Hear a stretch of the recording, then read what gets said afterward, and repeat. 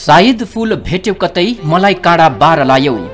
सायद फूल भेट्यौ कतै मलाई काँडा बार लायौ। सिउँदो तिम्रो सजिएछ लाग्छ सुनको हार लायौ। हिजोसम्म देख्थे यतै आज अत्तो पत्तो छैन। हिजोसम्म देख्थे यतै आज अत्तो पत्तो छैन। जीवन भाकी कसम खाने वार छोडी पार लायौ। सिउँदो तिम्रो सजिएछ लाग्छ सुनको हार लायौ। त दुखी भनिदियौ जब संसार नयाँ भेट्यौ। त दुखी भनिदियौ जब नयाँ संसार भेट्यौ। बिरहको गाथा लेखे तिमीले हाँसी हाँसी गायौ। सिउँदो तिम्रो सजिएछ लाग्छ सुनको हार लायौ। म त तिम्रै हुने भन्थ्यौ संसार जित्ने छौनी भन्थ्यौ। म त तिम्रै हुने भन्थ्यौ संसार जित्ने छौनी भन्थ्यौ। मेरो संसार रुँदा आज तिमीले सिन्दूर पोते लायौ। सिउँदो तिम्रो सजिएछ लाग्छ सुनको हार लायौ। सायद फूल भेट्यौ कतै मलाई काँडा बार लायौ।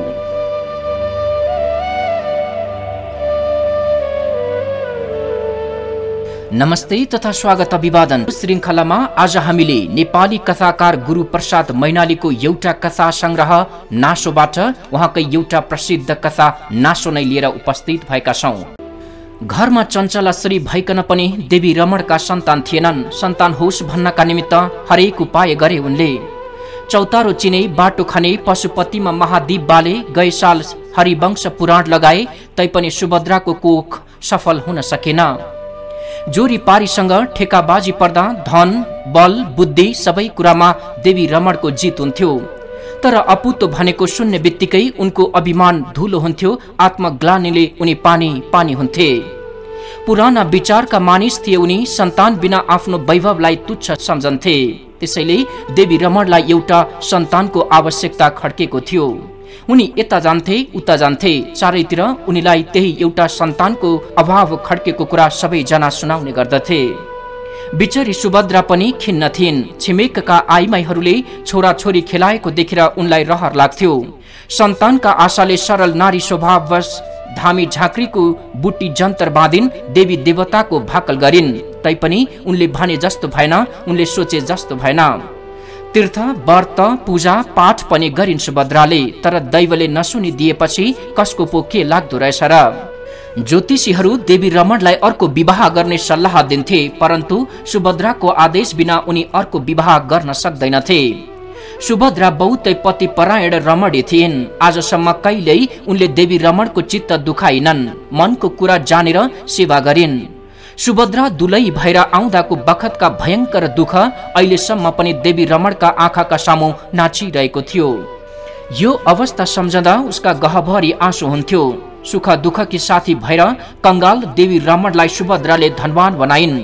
अहिले सन्तानका निम्ति सौता हालिदिएर कसरी कृतज्ञ बनुन् देवी रमण। तैपनि आफ्नै सन्तान पाउने लालसा र नाता गोताको दबावमा परेर दोस्रो बिहेका लागि फागुन महिनाको बिहानी पख मुटु छेड्ला भने जस्तो सिरेटो चल्दा देवी रमण मण्डपमा बसेका छन्। अनि नयाँ दुलही पनि एकै आसनमा छन्। ब्राह्मणहरू ऋचा पाठ अग्निमा आहुति दिइरहेका छन्। दैवले यो उमेरमा उनलाई फेरि दुलहा बनायो।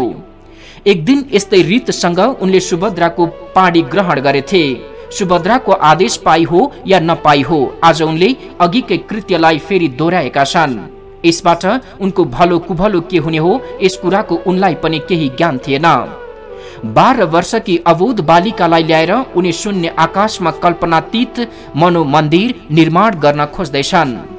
शून्य आकाशमा कल्पनातीत मनोमन्दिर निर्माण गर्न खोज्दै उनी। सायद ब्रह्मवादीहरू त्यसैलाई आशा पाश या मृग तृष्णा भन्छन् क्यार।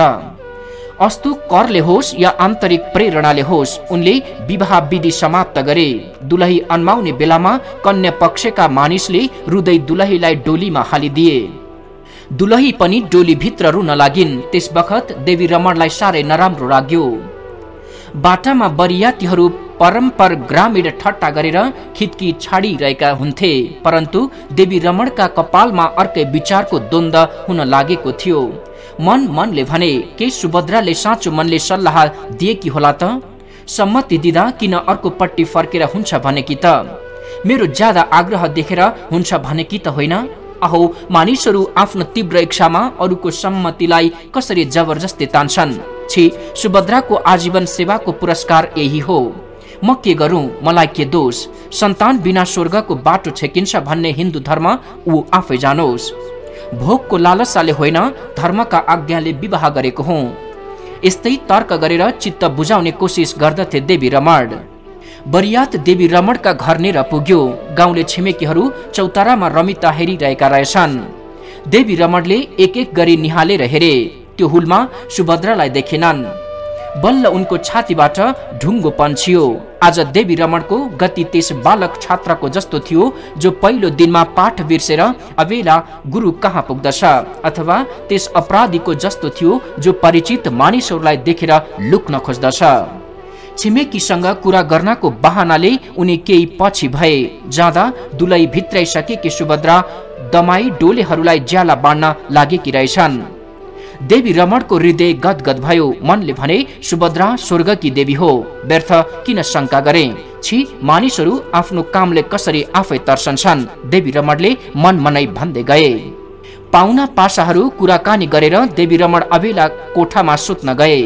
पानसमा कडुवा तेलको बत्ती बलिरहेको थियो। नयाँ दुलही खाटमनी ओछ्यानमा सुतेकी थिइन्। देवी रमण खाटमा पल्टे। उस ठाउँमा सुभद्राको ओछ्यान देखेनन्। अघि सुभद्राको ओछ्यान देवी रमणको खाटमुनि हुन्थ्यो। आज उस ठाउँमा नदेख्दा 20औं वर्षदेखि सुतिरहेको कोठा पनि देवी रमणलाई नौलो नौलो जस्तो लाग्यो। एक छिनपछि गृहकृत्य समाप्त गरेर सुभद्रा कोठामा पसिन्। देवी रमणको गोडा मिच्न लागिन्। यो उनको दैनिक काम थियो। सुभद्रा यसमा कहिल्यै त्रुटि हुन दिन्नथिन्। देवी रमणले भने, सानु, तिम्रो ओछ्यान खोइनी पल्लो कोठामा छ। किन पल्लो कोठामा सारेको? भोलि एकादशी हो, सबेरै गण्डकी नुहाउन जानुपर्छ। म पनि उही सुत्छु। उस त्यही सुत्नु भइहाल्छ नि। माया गर्छु भन्नलाई पनि यत्रो भूमिका निभाउनु पर्छ त? थाकेर आएका देवी रमणलाई चाँडै निद्रा पर्यो। आफ्नो दोलाई सौतालाई खापेर सुभद्रा पल्लो कोठामा पुगिन्। मधुरो बत्तीको धमिलो उज्यालोमा नौनी घरतिनी पात गाँसिरहेकी थिए। नौली देवी रमणको पुरानी चाकर्नी हो। नौलीको उमेर झण्डै झण्डै सुभद्रासँग मिल्थ्यो। 82 सालमा स्वर्गवासी महाराज चन्द्र शमशेर जङ्गबहादुर राणाका करुणाले दास जीवनबाट मुक्ति पाएकी थिए। उसले घरकी पुरानी चाकर्नी हुनाले देवी रमणले नौलीको मूल लिएनन्। आफू खुसी भए पनि नौलीले घर छोडिन। नौली सुभद्राको बालक कालदेखिको दुःख सुखकी साथी थिए। विधाताले सुभद्राको निम्ति नौली रूपी एउटा दुःख पोख्ने भाँडो दिएका थिए। दुवैमा घनिष्ठ प्रेम थियो। नौलीले पात गाँस्दै भने, बजै आज त साह्रै नरमाइलो लाग्यो होला। किन नौली, किन त्यसो भनेस्? नरमाइलो लाग्नुपर्ने कुरा नै के छ र? तैपनि सौता भनेको मुटुको बह हो। आजै ओछ्यान छोड्नु पर्यो, भोलि घरै छोड्नु पर्छ कि कसले जानोस्? छोड्नु परे छोडिदिउला। कुन दौलतको चयन गरेकी छु र मैले? एक पेट खस्रो मसिनो खाएर दिनरात बुहार तनु सहेकी छु। जुठो चुलो गरिदिए जसले पनि एक घाँस खान दिइहाल्छ नि, तर सोझी जस्ती छ पस्ने बित्तिकै ढोगिदिए। सिकाएको हुँदो हो नि बजै। कुनै दिन नौलीले भनिथी भन्नुहोला, सोझो बाङ्गिन केही बेर लाग्दैन, अलि दिनपछि बाजेको टुप्पी समाउने छिन्। जेसुकै होस्, ईश्वरले विशासय आयु दिइरहुन्, फूल फुलेको देख्न पाइयोस्। सन्तान भए करले पनि एक अन्जुली पानी देला। यिनका हात काखमा सास जाओस्, सबभन्दा ठुलो सन्तोष यही नै हो नौली। 3-4 वर्ष पछिको कुरा हो। नयाँ दुलैको कोखबाट सुशीलको जन्म भयो। एक दिन घरमा बसेर सुभद्रा छोरालाई भात खुवाइरहेकी थिइन्। सुशील चाहिँ आँगनमा चरिरहेका परेवालाई पक्रने कोसिसमा थियो। सुभद्रा हातमा भातको गाँस लिएर कोखै कोखै भन्थिन्। सुशील मुख बङ्गाउँदै दौडेर आउँथ्यो। सुभद्रा गाँस मुखमा हालिदिन्थिन्। बालक फेरि दौडेर परेवातिर जान्थ्यो। ती मुख पंक्षीहरू पनि बालकसँग आनन्दपूर्वक खेलिरहेका थिए। सुशील गई समाउन खोज्दथ्यो। परेवा अलिक पर गई बस्थ्यो। सुशील फेरि उही पुग्दथ्यो। परेवा फेरि उडेर अलिक पर गई चर्न लाग्थे। सुभद्राको कोखाई कोखाईको आवाज सुनेर सुशील बीच बीचमा 1-2 गाँस भात पनि खाएर जान्थ्यो। देवी रमण फलैचामा बसेर यो अनुपम आनन्दप्रद बालक्रीडा हेरिरहेका थिए। उनलाई स्वर्गको डिलबाट पितृहरू पनि छोराको बाल लीला हेरिरहेका होलान् भन्ने भान भइरहेथ्यो। उनी यो शिशु सन्तानका आडमा एक महान बालिष्ठ शक्ति लुकिरहेको देख्थे। सन्तान इच्छुक देवी रमणले आज यो दिन देख्न पाए। परिवर्तनशील संसारको गति विचित्रको हुन्छ। परमेश्वर हाँस्नेलाई रुहाउँछन्, रुनेलाई हँसाउँछन्। एक दिन सुशील तुलसीका मठ नेर खेलिरहेको थियो। पिँढीबाट एकातिर लक्ष्मी एकातिर सुभद्राले हात थापेर नानी कता कता कता भनिरहे। सुशील एक क्षणपछि दगुर्दै गई सुभद्राको छातीमा टाँसियो। सुभद्राको हृदय पवित्र पुत्र वात्सल्यले परिपूर्ण भयो। मेरो राजा भनेर मोही खाइन्। सुशीललाई लक्ष्मीले जन्म मात्र दिनन्, केवल सुभद्राले हुर्काइन्। सुभद्रालाई एकछिन छोड्दैनथ्यो। सुभद्रालाई आमा भन्थ्यो सुशील, आफ्नी आमालाई दुलही भन्थ्यो, किनकि लक्ष्मीलाई घरमा सबैजना दुलही बजै भन्ने गर्दथे। माघ महिना थियो। किसानहरू बालीनाली थन्काई तीर्थ जाने फिक्रीमा थिए। देवी रमणलाई पनि तीर्थ गर्ने इच्छा भयो। मनमनले भने, पाग चल्दै तीर्थ व्रत नगरे कहिले गरूला। मानिसहरू सम्पत्ति पाएर अन्धा बन्छन्। विवेक बुद्धिलाई खोपामा राखेर रात दिन पैसाका निमित्त हाहाकार मचाइरहन्छन्। ती गोठालाहरूको सम्पत्ति एक दिन अग्नि या चोरका निमित्त हुन्छ। अघि गरेको हुँदुहुँ अहिले एक मनको सन्तोष छ।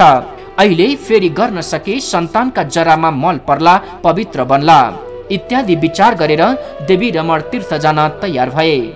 उनको एक्लै जाने विचार थियो, परन्तु गाउँका कैयौं बुढाबुढी विधवा स्वास्नी मानिसहरू पनि तयार भए। देख्दा देख्दै देवी रमणको विशाल आँगन तीर्थ यात्राका कुम्ले फौजले भरियो। गाउँका धेरै आइमाईहरू जान लागेको देखि लक्ष्मी पनि जान्छु भनेर जिद्दी गर्न लागिन्।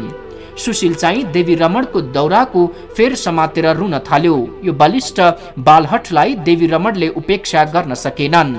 आखिर लक्ष्मी र सुशीललाई पनि साथमा लिएर देवी रमण तीर्थ तर्फ निस्के। एक क्षणपछि त्यो तीर्थ यात्रीहरूको समूह रानुको पछि माहुरी झैं देवी रमणको पछि लाग्यो। किन्तु सुभद्रालाई जान्छौ कि भनेर कसैले एक वचन पनि सोधेन। सुभद्राले मनमा नै भनिन्, तीर्थ व्रत गर्न मलाई पो लैजानु पर्थ्यो, मेरो को छ र, छोरा न छोरी। उसको उमेर थियो, जाँदै गर्दी हो। ऊ छोरो पाएकी स्वास्नी भई वचन हार्न सक्नु भएन। म टेक्ने न समाउने केही नभएकी अनाथ, मेरो के को खोजी हुन्थ्यो। मानिस बलिकै आगो न ताप्छन्, जसलाई परमेश्वरले ठगेको छ उसलाई मानिस पनि हेला गर्छन्। अहो, संसार कति मतलबी छ। यस्तै तर्क गर्दै सुभद्रा धेरै बेरसम्म एक्लै रोइरहिन्, एक्लै फतफताइरहिन्। सुभद्राले 12 वर्षको उमेरदेखि देवी रमणको दैलो पोत्न लागि थिइन्। यो घर सुभद्रालाई संसारमा सबभन्दा प्यारो वस्तु लाग्दथ्यो। यी वस्तुभाव यिनकै लालन पालनमा बढेर तरुण भएका थिए। यो घर, यी वस्तुभाव, यी रुख वृक्ष सबै यिनै सन्तानहीन रमणीका साथी थिए। यिनीहरूसँगको वियोग सुभद्रा एकछिन पनि सहन गर्न सक्दिनथिन्। जान त सुभद्रा जान्थिन् कि जाँदैनथिन्। एक वचन सोधेको सम्म भए उनको आँसु पुछिने थियो होला। एक वचन सोधिसम्म दिनाले कत्रो काम हुन्छ, त्यो कुरा मनोविज्ञान नजानेका देवी रमणलाई थाहै भएन। मनोमालिन्यको एउटा सानो बीज चाहिन्छ, जो समयमा बढेर आफसे आफ भयंकर रूप धारण गर्दछ। त्यस्तै लक्ष्मी तथा सुभद्राका जीवनमा पनि त्यो तीर्थ यात्रा मनोमालिन्यको एउटा बीज हुन लाग्यो। तीर्थबाट फर्केदेखि दुवैमा बहुधा झगडा हुन लाग्यो। सुभद्राले कुनै प्रश्न गर्दा लक्ष्मी छेड हानेर उत्तर दिन्थिन्। बस कुरै कुरामा हानथापबाट ठूलो कलह खडा हुन्थ्यो। देवी रमण चुपचाप भएर सुनिरहन्थे। लक्ष्मीलाई ताडना गरून् भने पुत्रवती पत्नी, सुभद्रालाई ताडना गरून् भने धर्म तथा विवेकको हत्या, के गरून् सांसारिक सुख लिप्साको टर्रो आनन्दको अनुभव गरिरहेका थिए देवी रमण। त्यस बखतमा उनको त्यो प्रबल वाक शक्ति हावा हुन्थ्यो। मानिसको पाण्डित्याई अरूलाई उपदेश गर्नमा मात्र काम लाग्छ, न कि आफूलाई परिआउँदा। यो प्रतिदिनको गृह कलहले सुभद्राको कोमल हृदय कुसुम एकदम ओइलायो। उनी कारागारकी दुखी बन्दी झैं भाग्ने मौका खोज्न लागिन्। कालो अन्धकारमाथि पर्खी पर्खी कराउने हुचिल पंक्षीको बिर्सिलो हुक्क हुक्क शब्द थपिँदा रात्रि झन भयंकर प्रतीत हुन्थ्यो। पल्लो गाउँमा कुकुर भुकिरहेको सुनिन्थ्यो। पृथ्वीमा मानव जातिको दुःखमय अवस्था देखेर अनन्त आकाशमा तारागण पिलपिल गरिरहेको देखिन्थ्यो। लाग्थ्यो ताराहरू रोइरहेका थिए। सुभद्राले आँगनमा आएर हेरिन्। एकछिनपछि त्यो विशाल नवस्थलबाट एउटा लामो ज्योति सल्ल बगेर तल माथि गरेको देखियो। किन्तु यो कालो पृथ्वीमा झर्न नपाउँदै बीचमै लुप्त भयो। अघि शैशवकालमा एक पटक यस्तै दृश्य देखेकी थिइन्। उस बखत आमासँग सोद्धा आकाशका देवगढ हुन्, पुण्य सिद्धिनाले स्वर्गबाट पतन भएका भन्ने जवाफ मिलेथ्यो। आज उही कुरा सम्झिन्। मनले भनिन्, हो यो आकाशमा बसेर केही दिन पुण्य भोग गर्ने देवताका चाहिँ म पनि आज सल्ल तल बगे। यिनीहरू पुण्य समाप्त भएपछि स्वर्गबाट चिप्लेर खस्नेछन्। हामी भोक प्यास दुःख पीरले निस्तेज तथा ढलमल भएर पृथ्वीमै खस्छौं। हामी खसिसकेपछिको विभत्स रूप अरू शेष भोका प्यासा दुखीहरूले देख्दछन्। देवताहरू चाहिँ पुण्य भोगी हुनाले यो पापपूर्ण जगतमा खस्नु पर्ला भनेर बिचैमै अलाप हुन्छन्। मानिसहरू र देवतामा केवल यति मात्र अन्तर छ। सुभद्राले काखी मुनि एउटा सानो पोको च्यापेकी थिइन्। यस्तो अन्धकार रात्रिमा पनि कसैले देख्छ कि भनेर ओढ्नेले छोपेकी थिइन्। यस बखत उनको जीवनधारा त्यही पोको हुन आयो। अहो, कुनै बखत यो विशाल आशालत कसरी एउटा सानो ठाउँमा सीमित भएर बस्छ।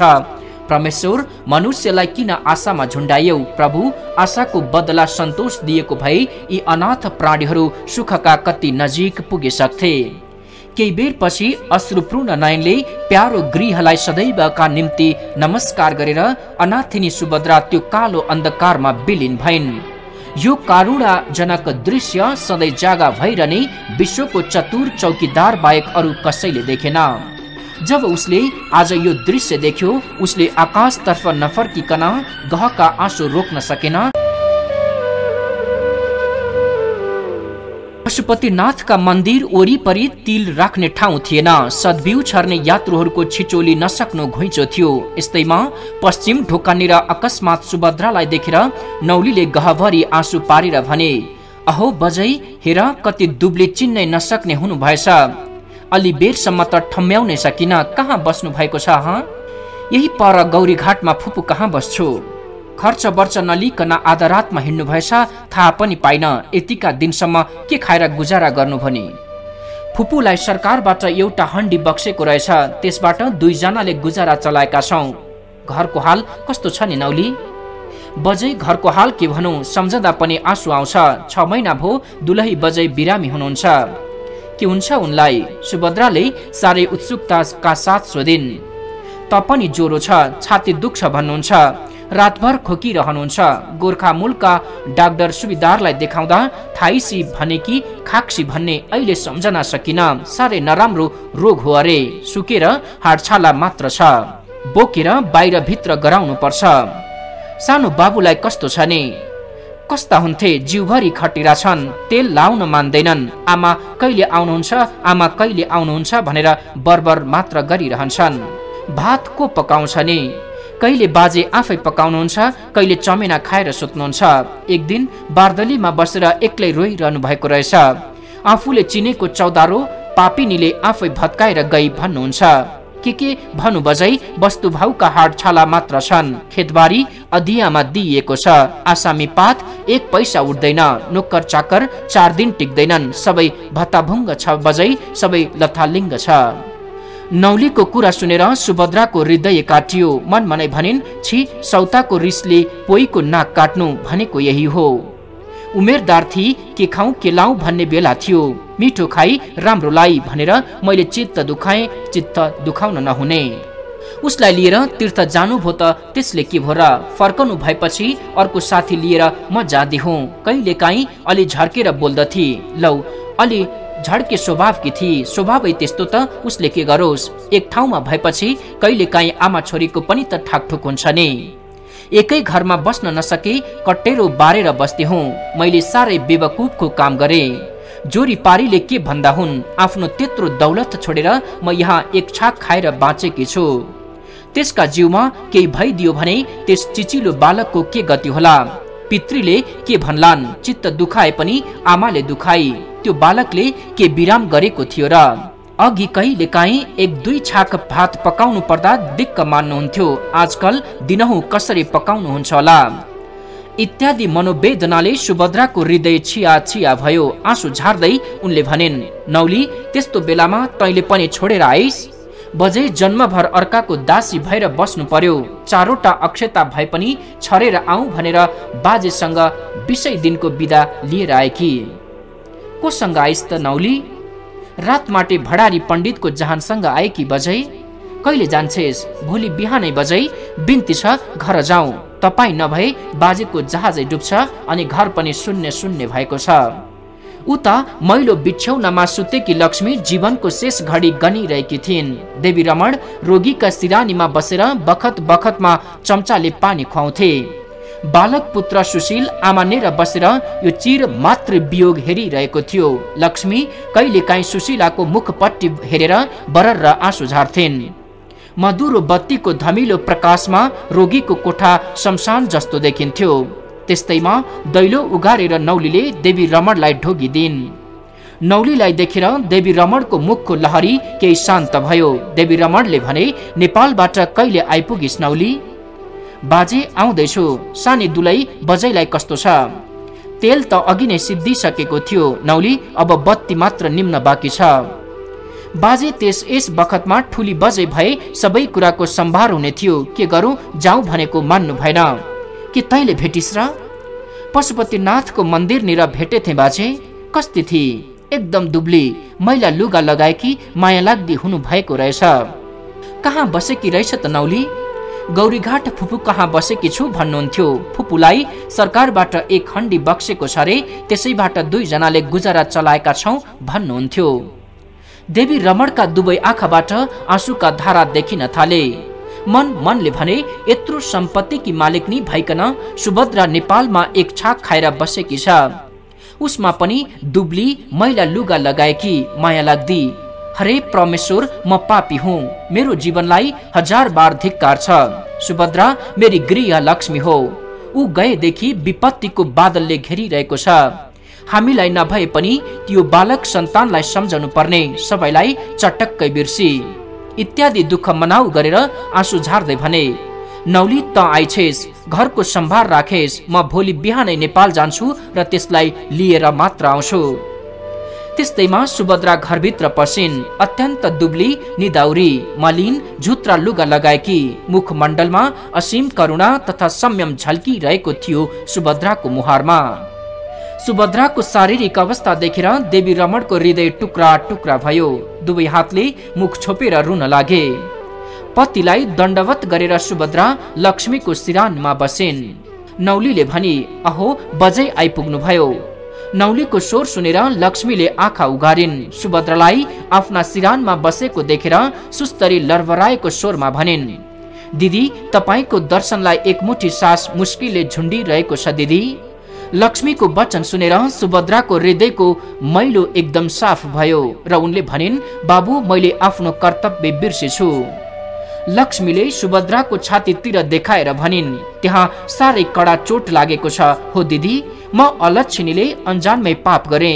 मलाई माफ दिनुहोस् दिदी, मलाई माफ गरिदिनुहोस्। सुभद्राले आँसु झार्दै भनिन्, निको भोबा, अस्ति नै निको भइसक्यो। सानो तिलको दाना जति पनि बाँकी छैन, तिमीले चिन्ता लिनै पर्दैन।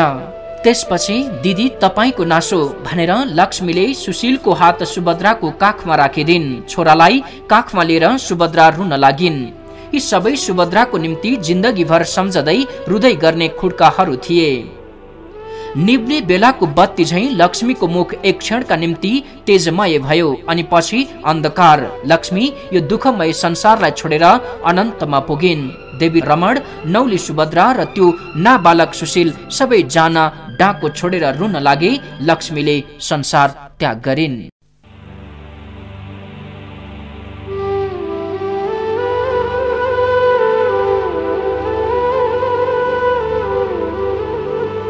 आज हामीले यहाँलाई सुनायौं नेपाली कथाकार गुरुप्रसाद मैनालीको एउटा चर्चित कथा नासोको गीत रस। बिदा माग्दछु, बिदा दिनुहोस्। नमस्ते। यहाँहरूका हरेक पल हाँसी खुसी बितुन्।